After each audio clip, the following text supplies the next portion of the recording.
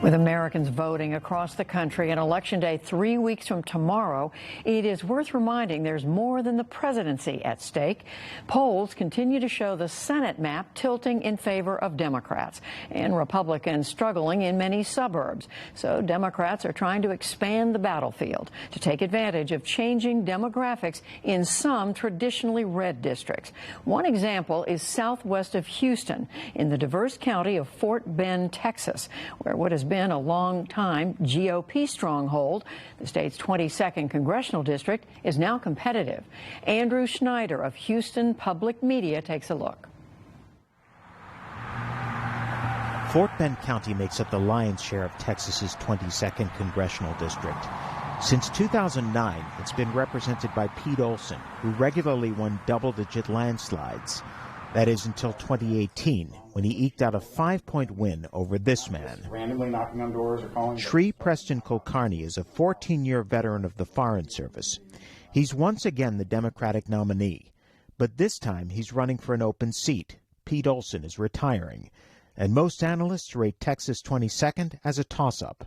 We are campaigning in 27 different languages, trying to run the most inclusive campaign ever in Texas history.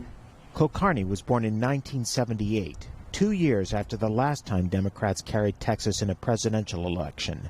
The prime issues of his campaign are fighting the pandemic and protecting health care. But he also focuses on the need to help small businesses and reopen schools safely, issues that could help him appeal to independents and dissatisfied Republicans. We have problems with our economy. 1 in 6 small businesses here have failed this year alone. We have problems with education. Our families are concerned that their children aren't going to get a proper education this year if we don't do something about the coronavirus. We repeatedly sought an interview with Kulkarni's Republican opponent, Fort Bend County Sheriff Troy Nails, but received no response.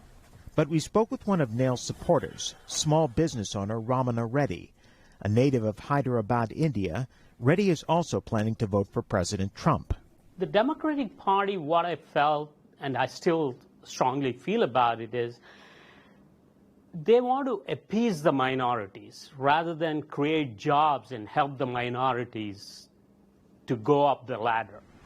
Most demographers believe it's only a matter of decades before most of Texas looks like Fort Bend.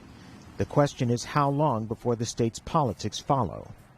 If and when the state does turn blue, it's likely to be because of places like Fort Bend County. For the PBS NewsHour, I'm Andrew Schneider in Sugar Land, Texas.